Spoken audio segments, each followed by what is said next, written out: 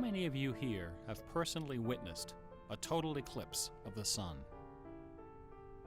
To stand one day in the shadow of the moon is one of my humble goals in life. The closest I ever came was over 30 years ago. On February 26, 1979, a solar eclipse passed directly over the city of Portland. I bought my bus tickets and found a place to stay, but in the end, I couldn't get the time off work. Well, anyone who lives in Portland can tell you that the chances of catching the sun in February are pretty slim. And sure enough, the skies over the city that day were completely overcast. I wouldn't have seen a thing. That work I couldn't get out of was my first job out of college. A sales clerk at an old Radio Shack store in beautiful downtown Worcester, Massachusetts. On my very first day behind the counter, a delivery truck pulled up to the front of the store. They carried in a big carton upon which was printed the legend TRS-80. It was our floor sample of the world's first mass-market microcomputer. The TRS-80 Model 1 had a Z80 processor clocked at 1.7 MHz, 4,096 bytes of memory, and a 64-character black and white text display. The only storage was a cassette recorder. All this could be yours for the low, low price of $599. The store I was working in had seen better days. At one time, it had been near the center of a thriving commercial district. But like so many other New England cities, the advent of shopping malls had, by the early 70s, turned it into a ghost town. Worcester's solution to this problem was decisive, to say the least. The city's elders apparently decided that if they couldn't beat them, they would join them. And so, several square blocks at the heart of the city were bulldozed into oblivion, destroying dozens of family businesses, including the site of a pharmacy once operated by my great-grandfather. In their place was erected a vast 3-level shopping complex with cinemas and a food court. When the dust settled, only a few forlorn blocks of the old Worcester remained standing. My Radio Shack store was in one of those blocks. Then, to add insult to injury, Radio Shack opened a brand new location inside the shopping center, less than 500 feet from my store. So now patrons had a choice between a clean, well-lighted establishment with uniformed security and acres of convenient parking, or a shadowy hole in a seedy old office building next to an adult movie theater. Consequently, I had plenty of time to fool around with the new computer. I taught myself basic programming. Then I learned Z80 assembly. Both, of course, so that I could write games. I also created self-running animated demos, which ran all night in the store window for the edification of the winos who peed in our doorway. Strangely enough, the few customers we had didn't seem to be interested in our new computer, even after the 16K memory upgrade. In fact, most of the people who set off the buzzer on their way through the front door weren't there to buy anything at all. They were there to exploit a free promotion, which was the bane of Radio Shack employees for over 40 years, the Battery of the Month Club. The idea of this promotion was simple. Customers got a little red card upon which was printed a square for each month. 12 times a year, the lucky sales clerk got to punch out a square and give the customer one brand new AAA, AA, C, D, or 9-volt battery. Of course, customers weren't allowed to choose just any grade of battery. At the time of my employment, Radio Shack offered 3 different levels of battery excellence. First were the alkalines, powerful, long-lasting, and expensive, hanging behind the counter like prescription medication in gold-embossed blister packs. These were most certainly not available through the Battery of the Month Club. Next were the high-end lead batteries, sturdy, dependable batteries, moderately priced, and prominently displayed near the front of the store. These were also not available through the Battery of the Month Club. Finally, at the bottom of the barrel were the standard lead batteries. These were literally piled in barrels, cunningly located way at the back of the store, in a dark corner near the TV antennas. Remember TV antennas? Customers who came in looking for their free battery of the month had to walk the entire length of the premises, past the CB radios and stereo headphones and remote-controlled racing cars. Nothing would stop them. On the first day of every month, like clockwork, those customers came in waving their little red cards. I would look up from my programming and wave them to the back of the store. It didn't matter that the batteries were only worth 29 cents. It didn't matter that most of them were already half dead. They came, they grabbed. And as far as I can remember, not one of them ever paid for a damned thing. I was such a crappy salesman. I was young and foolish. I thought my education in game design was happening at the keyboard. I almost missed the lesson coming through the front door. Fortunately, I wasn't the only person fooling around with games on micros. All over the country, people like me were experimenting. Scott Adams was coding what would soon become the world's first commercial adventure game. Remember adventure games? My future employer, Infocom, was being founded, along with other legendary companies like Online Systems, Sirius, Personal Software, and SSI. Those were exciting times. Teenagers were making fortunes. Games were cheap and easy to build. The slate was clean. But in 1979, the biggest news in gaming had nothing to do with computers. On the morning of the autumn equinox, September 20th, a new children's picture book appeared in the stores of Great Britain. This picture book was rather peculiar. It consisted of 15 meticulously detailed color paintings, illustrating a slight, whimsical tale about a rabbit delivering a jewel to the moon. On the back jacket of the book was a color photograph of a real jewel, shaped like a running rabbit, 5 inches long, fashioned of 18-karat gold, suspended with ornaments and bells, together with a sun and moon of blue quartz. According to the blurb underneath, this very jewel had been buried somewhere in England. Clues pointing to its location were concealed in the text and in the pictures of the book. The treasure would belong to whoever found it first. The book was called Masquerade. It was created by an eccentric little man with divergent eyes and a talent for mischief named Kit Williams. Within days, the first printing was sold out, and the empire that never sleeps found itself in the grip of rabbit fever. Excited readers attacked the paintings with rulers, compasses, and protractors.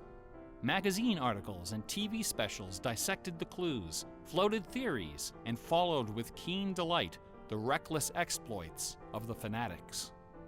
One obscure park, unfortunately known by the nickname Rabbit Hill, was so riddled with holes excavated by misguided treasure seekers that the authorities had to erect signs assuring the public that no gold rabbits were to be found there.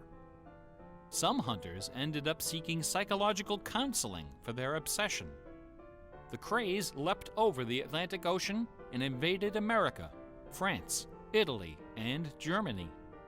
It sold over 1 million copies in a few months, a record unrivaled by any children's title until the advent of Harry Potter.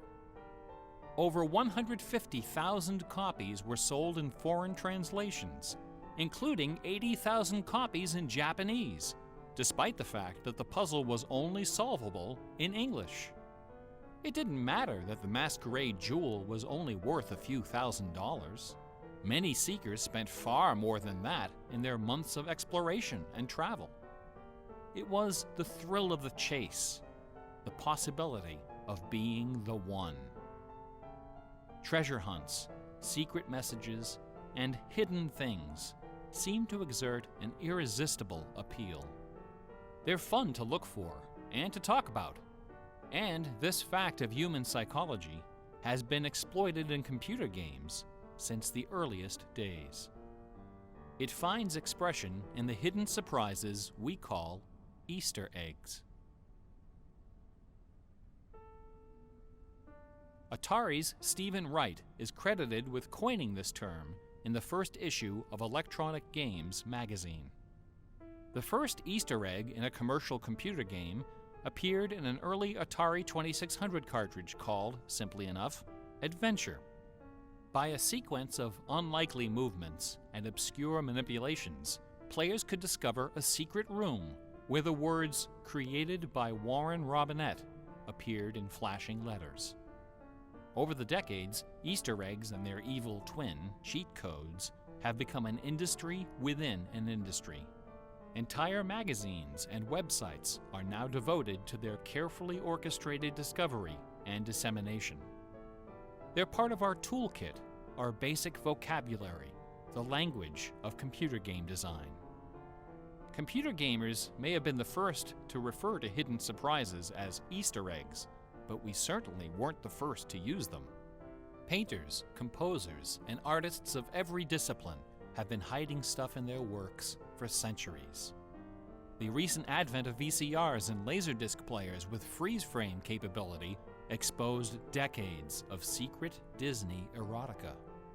Thomas Kincaid, the self-appointed painter of light, amuses himself by hiding the letter N in his works. A number beside his signature indicates how many N's are hidden in each painting. Picasso, Dali, Raphael, Poussin, and dozens of other painters concealed all kinds of stuff in their paintings. A favorite trick was hiding portraits of themselves, their families, friends, and fellow artists in crowd scenes. El Greco loved dogs, but the Catholic Church forbid him from including any in his sacred paintings. So he hid them, usually within the outlines of celestial clouds. Composer Dmitri Shostakovich chafed under the political censorship imposed by the Soviet Ministry of Culture. His symphonies and chamber works are loaded with hidden signatures and subversive subtexts which, had they been recognized, would have sent him to Siberia. Mozart's opera, The Magic Flute, is filled with musical allusions to the rituals of the Freemasons, the ancient secret society of which he and his mentor Haydn were members. But the most famous purveyor of Easter eggs is that champion of the late Baroque, the ultimate musical nerd, Johann Sebastian Bach. Bach was a student of gematria, the art of assigning numeric values to letters of the alphabet. A equals 1, B equals 2, C equals 3, etc. By comparing, sequencing, or otherwise manipulating these numbers, secret messages can be concealed. Bach took particular delight in the geometrical numbers 14 and 41. 14 is the sum of the initials of his last name, B equals 2, A equals 1, C equals 3, and H equals 8. 41 is the sum of his expanded initials, J.S. Bach. These two numbers show up over and over again in Bach's compositions. One of the better-known examples is his setting of the chorale Vor deinem Thron. The first line of the melody contains exactly 14 notes, and the entire melody, from start to finish, contains 41. Another of Bach's favorite games was the puzzle canon. A canon is a melody that sounds good when you play it on top of itself, a little bit out of sync. Frere Jacques and Row, Row, Row Your Boat are familiar examples of simple, two-voice canons. But a canon can employ any number of voices, and you don't have to play each voice the same way either. You can change the octave, transpose the key, invert the pitch, play it backwards, or any combination. Finding melodies that make good multi-voice canons is a fussy and difficult art, of which Bach was an undisputed master. Now, in a puzzle canon, the composer specifies the basic melody and the number of voices, but not the relationship of the voices. The student has to figure out the position and key of each voice, and whether to perform them inverted and/or backwards. Bach wrote quite a number of puzzle canons. The most famous, BWV 1076, is part of a fascinating story. One of Bach's students was a fellow by the name of Lorenz Misler, founder of the Society of Musical Science. This elite, invitation-only institution devoted itself to the study of Pythagorean philosophy and the union of music and mathematics. Its distinguished membership reads like a who's who of German composers, including Handel, Telemann, and eventually Mozart. Applicants for membership in the society were required to submit an oil portrait of themselves, along with a specimen of original music. With nerdly efficiency, Society member number 14 decided to combine these admission requirements into a single work. He sat for a portrait with Elias Haussmann, official artist at the court of Dresden. This portrait, which now hangs in the gallery of the town hall in Leipzig, is the only indisputably authentic image of Bach in existence. The Haussmann portrait shows Bach dressed in a formal coat with exactly 14 buttons. In his hand is a sheet of music paper, upon which is written a puzzle canon for 6 simultaneous voices. In 1974, a manuscript was discovered which proved that this canon was the 13th in a series of exactly 14 canons based on the ground theme of the famous Goldberg variations. As if these musical gymnastics weren't enough, Bach liked to hide messages in his compositions by assigning notes to the letters. His initials, B-A-C-H, correspond to the pitch sequence B-flat, A, C, and B natural in German letter notation. This theme makes its most memorable appearance in the last bars of his final composition, The Art of Fugue, published soon after his death in 1750. The word fugue comes from the Latin fuga, which means flight, as in running away. So the art of fugue is the art of flight, the art of taking a theme and running with it. Bach wrote hundreds of fugues, but none as sublime as this sequence of 14. In the last and most complicated fugue in the series, the first and second sections develop normally. This is followed by the B-A-C-H signature, and then suddenly, without any warning or structural justification, the fugue stops, dead in its tracks. One of the composer's 20 children, his son Carl Philipp Emanuel, claimed that Bach died moments after those last few notes were written. This story is probably apocryphal. The Easter eggs in Bach's music are a pleasant obscurity, known chiefly to professors and students of Baroque music. But in March of 2002, when this lecture was first delivered, those Easter eggs were the talk of the entire classical music industry. Sitting near the top of the classical music charts that month was a compact disc on the ECM label called Mortimer. It was performed by the Hilliard Choral Ensemble, together with a talented but, until then, little-known violinist, Christoph Poppen. The music on Mortimer is based on a geometrical analysis of Bach's Partita in D minor for solo violin. This analysis, by German professor Helga Thon, assigns numeric values to the duration of notes, the number of bars, and the German letter notation of the partita. In doing so, she claims to have discovered the complete text of several liturgical ceremonies encoded in the notes. The CD presented these hidden texts superimposed over the original music. The result was strangely melancholy, dark, haunting, and very, very popular. Quite a few music critics attacked this disc. They didn't buy Professor Thon's analysis. dismissing it as a combination of numerology and canny marketing. Their caution was not without basis. Numerology is a slippery slope down which many a fine mind has slid to its doom. Allow me to offer an amusing anecdote from my own experience. Back in the early 90s, before the internet took off, one of the more popular online bulletin board systems was a service called Prodigy. I bought an account on Prodigy so I could join a fraternal interest group and gossip with fellow members around the country. One day, a stranger appeared on our bulletin board. Right away, I knew we were in trouble. This fellow, whose name was Gary, began spouting all kinds of apocalyptic nonsense about worldwide conspiracies, secret societies, and devil worship. At first, we tried to be polite.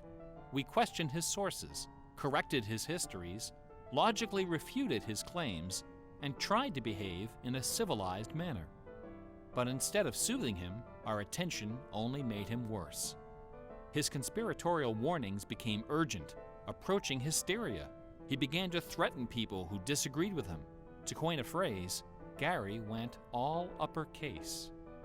But his most urgent warnings weren't about the gays, the Jews, the Rockefellers, or the Illuminati.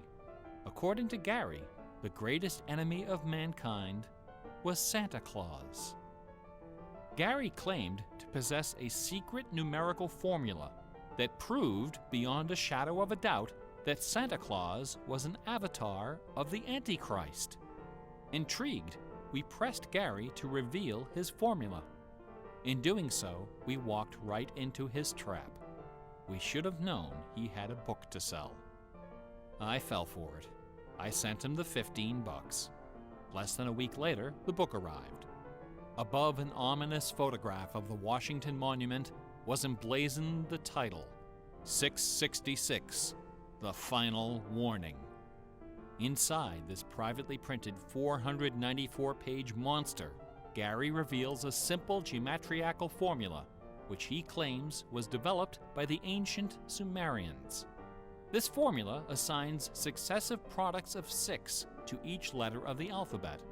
A equals 6, B equals 12, C equals 18, etc. Imagine my dismay when I applied this ancient formula to the name Santa Claus and obtained the blasphemous sum of 666, the biblical number of the beast. I went on Prodigy and reported to the stunned members of our interest group that Gary was right after all. There could be no doubt that according to the unimpeachable wisdom of ancient Samaria, Santa Claus was the Antichrist. I then went on to point out several other names which, when submitted to Gary's formula, also produced the sum 666. Names like St. James, New York, and New Mexico. Soon the bulletin board was filled with discoveries like computer, Boston tea, and most sinister of all, sing karaoke. Gary left us alone after that. I got my $15 worth.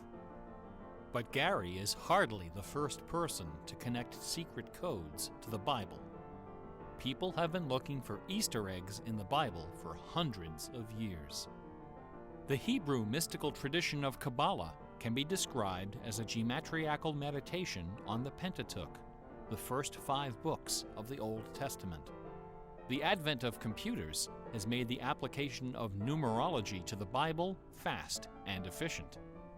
The latest spate of Bible searching was instigated by a book published in 1998 by Michael Drosnin, a former Wall Street Journal reporter. His book, The Bible Code, applied a skip cipher in which every nth character in a text is combined to form a message.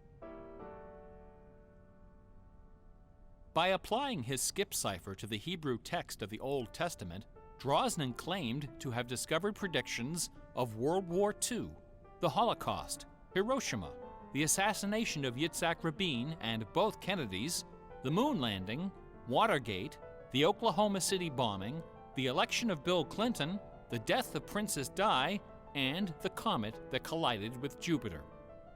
He also found predictions of a giant earthquake in LA, a meteor hitting the Earth, and nuclear Armageddon, all scheduled to occur before the end of the last decade. The Bible Code spent many weeks on the bestseller lists, spawning several sequels and dozens of imitators. The Bible has certainly attracted its share of crackpots, but for the real hardcore egg hunters, nothing can rival the ingenuity, the tenacious scholarship, the stubborn zeal of those who seek the answer to the ultimate literary puzzle, a poisonous conundrum that has squandered fortunes, destroyed careers, and driven healthy, intelligent scholars to the brink of madness and beyond. Who wrote Shakespeare?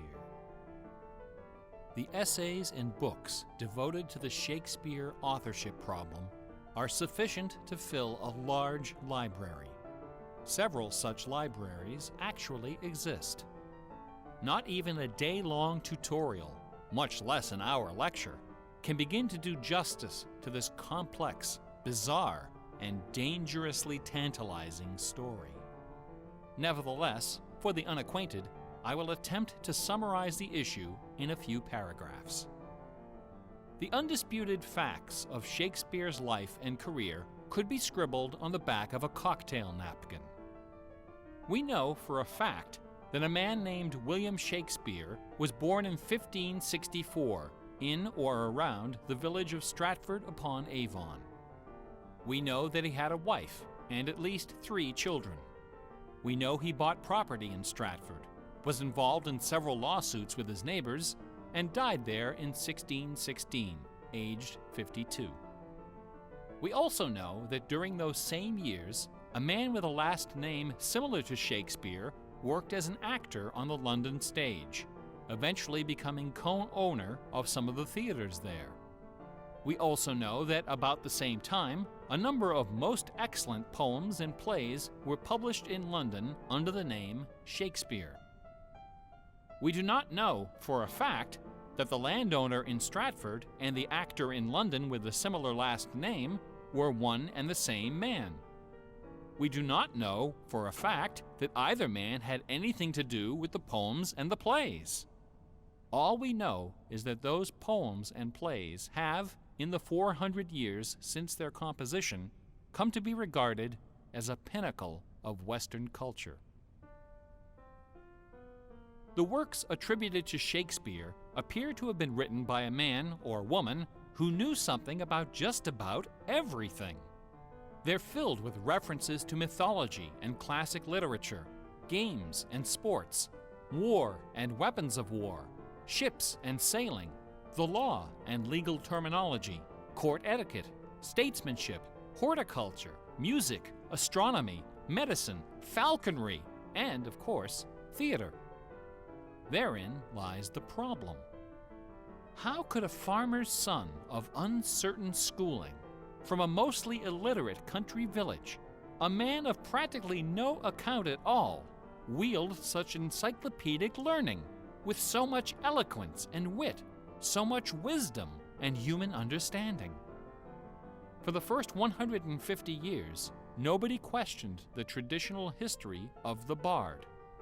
Then, in the late 18th century, Reverend James Wilmot, a distinguished scholar who lived just a few miles north of Stratford, decided to write a biography of the famous playwright. Dr. Wilmot believed that a man as well educated as Shakespeare must have owned a fairly extensive library, despite the fact that not a single book or manuscript is mentioned in his will. Over the years, he speculated, some of those books must have found their way into local collections. And so, the good Reverend Doctor scoured the British countryside, taking inventory of literally every bookshelf within 50 miles of Stratford. Not a single book from the library of William Shakespeare was discovered. Neither were there found any letters to, from, or about Shakespeare. Furthermore, no references to the folklore, local sayings, or distinctive dialect of the Stratford area could be found in any of Shakespeare's writings. After 4 years of painstaking research, Dr. Wilmot concluded, to his own dismay, that only one person contemporary with Shakespeare of Stratford had ever demonstrated the wide-ranging education and expressive talent needed to compose those poems and plays. That man was the multilingual author, philosopher, and statesman, inventor of the scientific method, chancellor to the courts of Queen Elizabeth and King James, Sir Francis Bacon. Dr. Wilmot never dared to publish his theory, but before he died, he confided it to a friend, James Cowell, who, in 1805, repeated it to a meeting of the Ipswich Philosophical Society. The members of the society were suitably outraged, and the scandalous matter was quickly forgotten. Then, in 1857, a lady from Stratford, Connecticut, published a book called The Philosophy of the Plays of Shakespeare Unfolded. In this book, Miss Delia Bacon, no relation to Francis, claimed that the works of Shakespeare were written by a secret cabal of British nobility, including Sir Walter Raleigh and Sir Philip Sidney, as well as Sir Francis Bacon. Delia Bacon's book electrified the world of letters. Battle lines were drawn between the orthodox Stratfordians and the heretical Baconians. Literary societies and scholarly journals were formed to debate the evidence. Hundreds of pamphlets, newspaper articles, and essays were published defending each side and ridiculing the opposition with that self-aggrandizing viciousness peculiar to tenured academics. Armed with her explosive book, Delia Bacon journeyed to Stratford-upon-Avon and, unbelievably, obtained official permission to open Shakespeare's grave. However, when the moment came to actually lift the stone, Delia's self-doubt precipitated a catastrophic nervous breakdown. She later died penniless in a madhouse. Around 1888, things began to get a bit out of hand. U.S. Congressman Ignatius Donnelly of Minnesota became interested in the Shakespeare controversy. One day, browsing through his facsimile copy of the First Folio of 1623, he noted that the word bacon appeared on page 53 of the Histories and also on page 53 of the Comedies. He also noted that Sir Francis Bacon had written extensively on the subject of cryptography. Donnelly began counting line and page numbers, adding and subtracting letters, drawing lines over sentences, circling words, and crossing them out. The result was a complex and virtually incomprehensible algorithm, which he claimed was invented by Bacon to hide secret messages inside the First Folio. The greatest Easter egg hunt in the history of Western civilization had begun. Here are just a couple of the sillier highlights. A doctor named Orville Owen of Detroit constructed a bizarre research tool he called the Wheel of Fortune. This wheel consisted of 2 giant wooden spools wrapped with a strip of canvas 2 feet wide and 1,000 feet long. Onto this canvas, he glued the separate pages of the complete works of Bacon, Shakespeare, Marlowe, Greene, Peele, and Spenser, together with Burton's Anatomy of Melancholy. By cranking the spools back and forth, Dr. Owen could quickly zip across the pages in search of clues and cross-references. Employing a large team of secretaries and stenographers, Owen claimed to have uncovered a complete alternative history of Elizabethan England, as well as several entirely new Shakespeare plays and sonnets. Listen to this hidden verse, supposedly penned by the mighty bard himself, which inspired Dr. Owen to build his Wheel of Fortune. Take your knife and cut all our books asunder, and set the leaves on a great firm wheel, which rolls, and turning the fickle rolling wheel, Throw your eyes upon Fortune, that goddess blind, that stands upon a spherical stone, that turning and inconstant rolls in restless variation. After publishing 5 thick volumes of this rubbish, Owen announced the discovery of an anagram, indicating that Bacon's original manuscripts were buried near Chepstow Castle on the River Wye. Owen spent the next 15 years and thousands of dollars excavating the bed of the river with boat crews and high explosives. He died before anything was found. A fellow named Arnsberg wrote an entire book based on the analysis of the significance of a suspicious crack in the tomb of Bacon's mother. A Ray of Sanity finally appeared in 1957. To those familiar with the science of cryptology, the name William Friedman needs little introduction.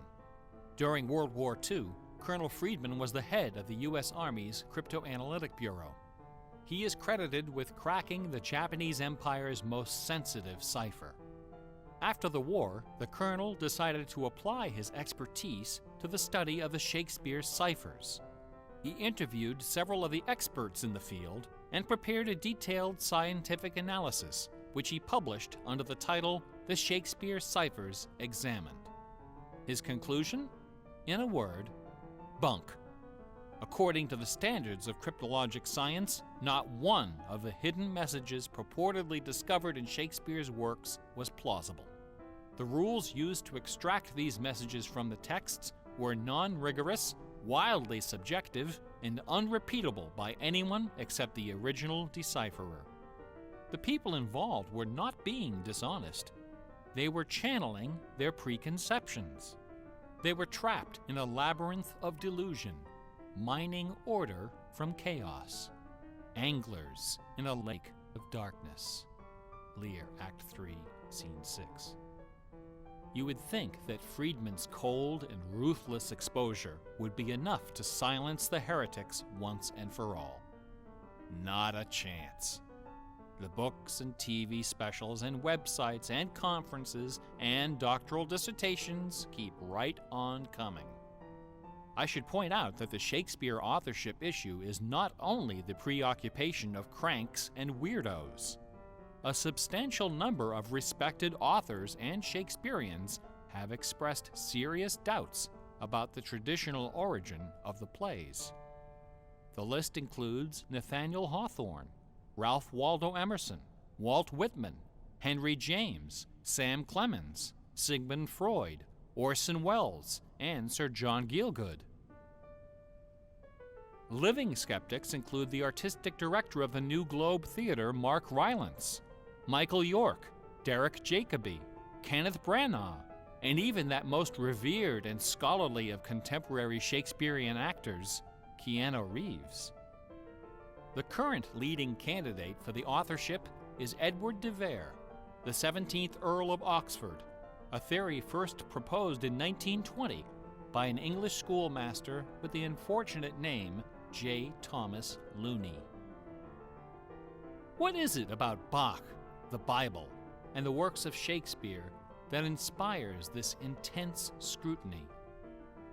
Nobody's looking for acrostics in Chaucer or Keats. There are no hit CDs of the secret chorales of Wagner or Beethoven. For the answer, we need to recognize the unique roles which the Bible and Shakespeare have played in the development of Western culture.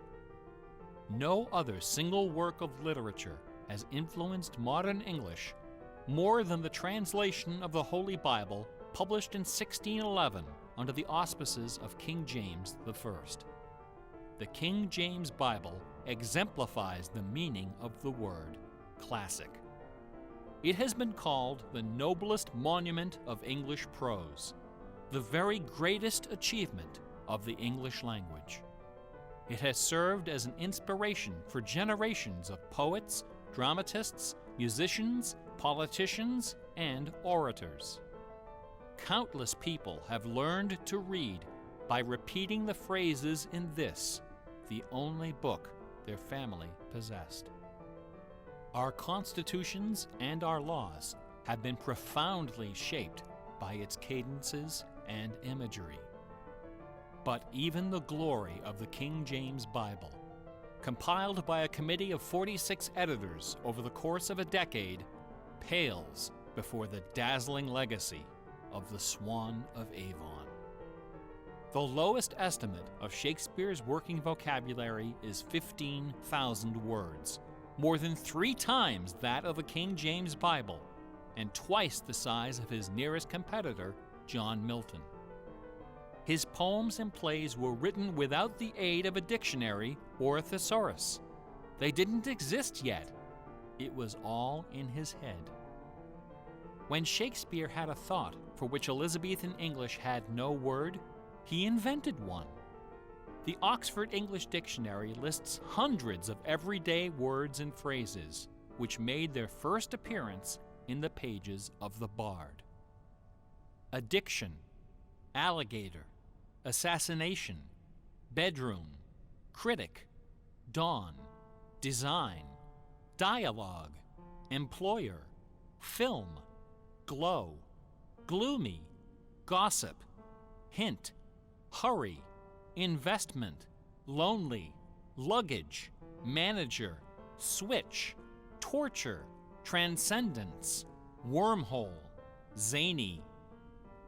Hamlet alone contains nearly 40 of these neologisms.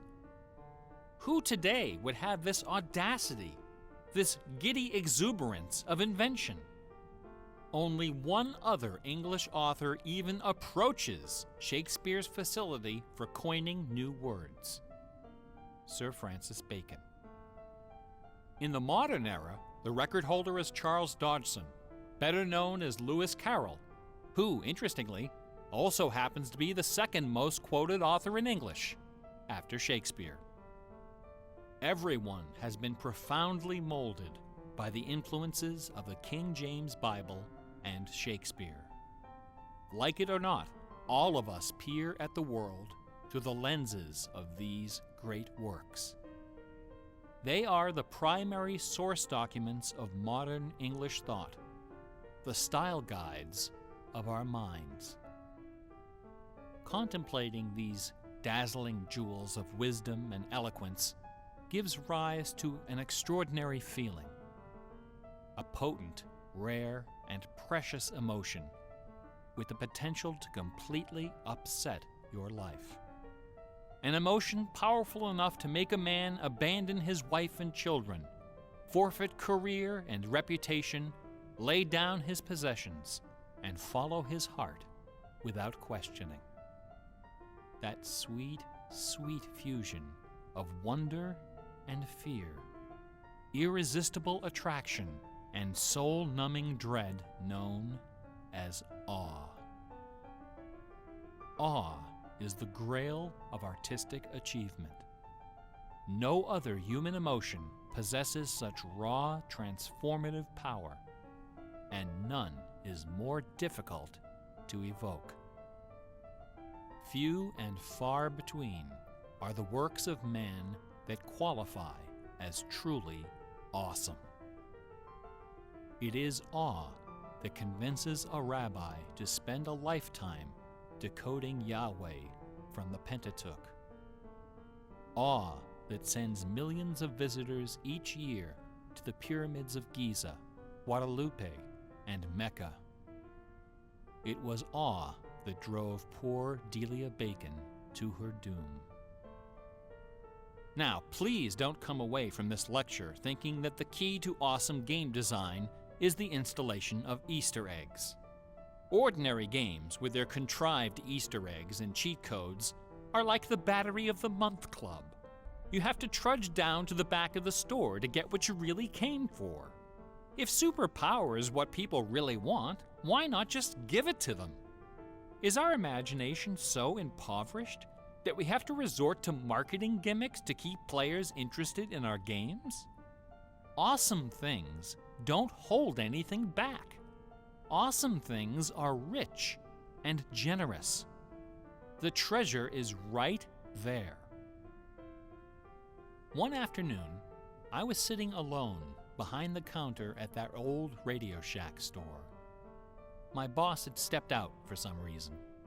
An elderly woman walked through the front door. Like most of our customers, she was shabbily dressed, probably on a fixed income. I assumed she was there for her free battery, but instead, she placed a portable radio on the counter.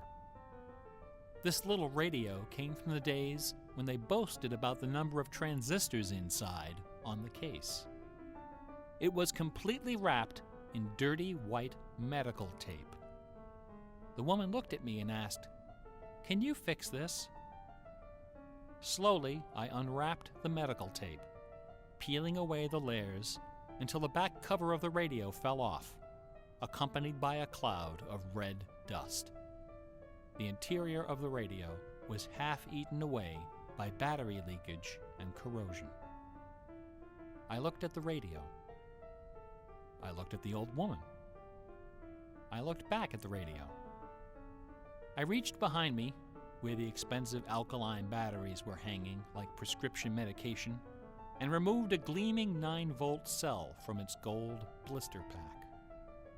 Then I pulled a brand new transistor radio from a box, installed the alkaline, and helped the lady find her favorite station.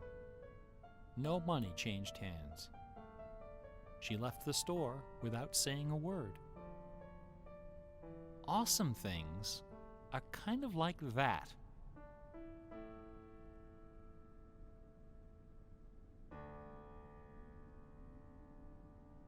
Bach offered his students very specific insight into the source of awe.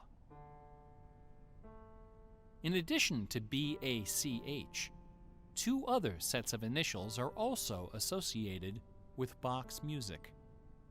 These initials are not hidden in the notes.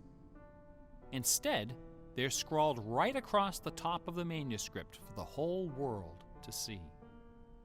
The initials are SDG and JJ. SDG stands for the Latin phrase Sole Deo Gloria, to the glory of God alone. JJ stands for Jesu Juva, help me, Jesus. Bach wrote all of his great masterpieces sub specie eternitatis, under the aspect of eternity. He did not compose only to please his sponsors or to win the approval of an audience. His work was his worship. Bach once wrote, "Music should have no other end and aim than the glory of God and the recreation of the soul. Where this is not kept in mind, there is no true music, but only an infernal clamor and ranting." The name of the power that moves you is not important. What is important is that you are moved. Awe is the foundation of religion. No other motivation can free you from the limits of personal achievement. Nothing else can teach you the art of flight. Computer games are barely 40 years old. Only a few words in our basic vocabulary have been established. A whole dictionary is waiting to be coined. The slate is clean. Someday soon, perhaps even in our lifetime, a game design will appear that will flash across our culture like lightning. It will be easy to recognize. It will be generous, giddy with exuberant inventiveness. Scholars will pick it apart for decades, perhaps centuries. It will be something wonderful, something terrifying, something awful. A few years ago, I was invited to speak at a conference in London. My wife joined me, and we took a day off for some sightseeing. We decided to visit England's second biggest tourist attraction, Stratford-upon-Avon. It was cold and rainy when our train arrived. Luckily, most of the attractions are just a short walk from the station. We visited Shakespeare's Birthplace, a charming old house along the main street, which attracts millions of pilgrims every year, despite the complete lack of any evidence that Shakespeare was born there or even lived anywhere near it. We went past the school where Shakespeare learned to read and write, although no documents exist to prove his attendance. We visited Anne Hathaway's cottage, the rustic country farm where his wife spent her childhood, although no record shows anyone by that name ever having lived there. Finally, we came to the one location undeniably associated with Shakespeare, Trinity Parish Church, on the banks of the River Avon, where a man by that name is buried. This beautiful church is approached by a long walkway between rows of ancient gravestones, shaded by tall trees. The entrance door is surprisingly tiny. No cameras are allowed inside. The interior is dark and quiet. Despite the presence of busloads of tourists, the atmosphere is hushed and respectful.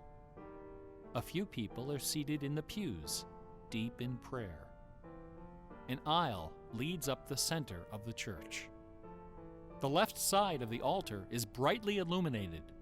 On the wall above is a famous bust of the bard, quill in hand, gazing serenely at the crowd of pilgrims.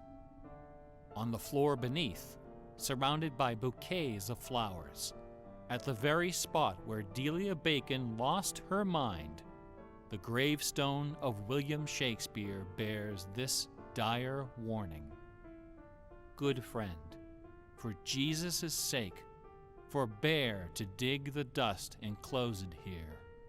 Blessed be the man who spares these stones, and cursed be he that moves my bones. Every year, 3 million pilgrims arrive from every nation on earth to approach this stone and consider the likeness of a man whose body of work can only be described as awesome. By contrast, the right side of the altar is dark and featureless. Nobody of any consequence is buried there. The only point of interest is a wooden case of simple design, carved of dark oak.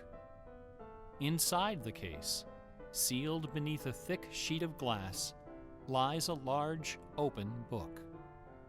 A plaque on the case identifies this book as a first edition of the King James Bible, published in 1611, when Shakespeare was 46.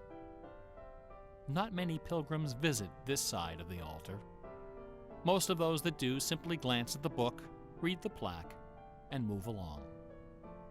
A few, more observant, note that the Bible happens to be opened to a page in the Old Testament, the book of Psalms, chapter 46.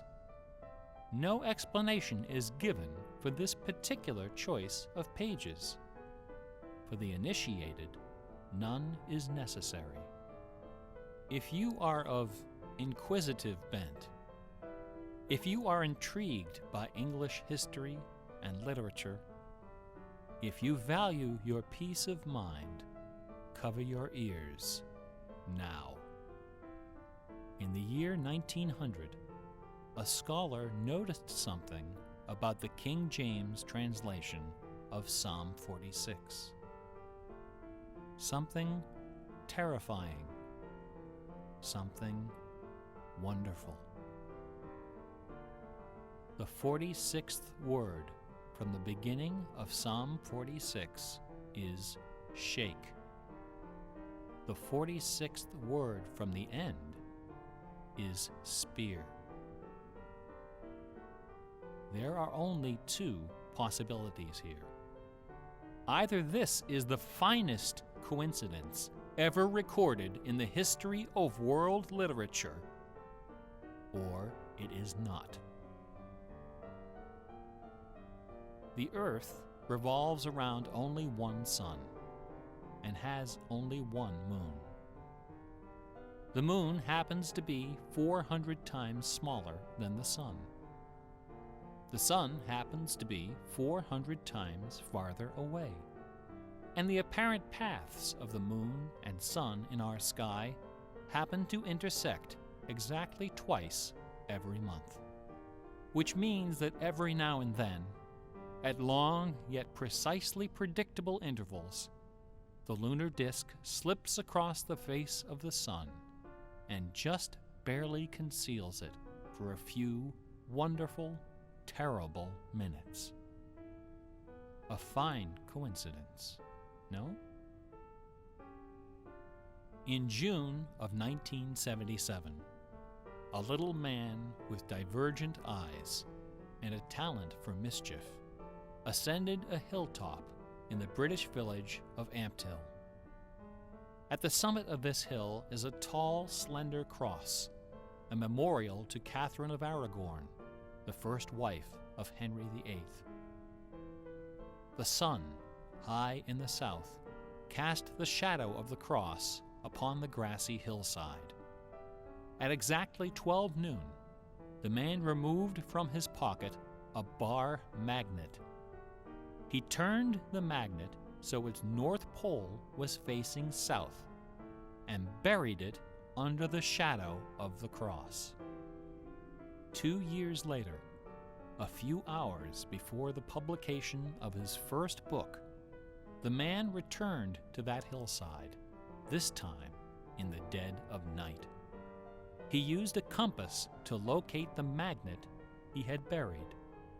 In that same place, he dug a hole in the ground and placed inside a ceramic container inscribed with the following words: "I am the keeper of the jewel of masquerade, which lies waiting safe inside me for you or eternity."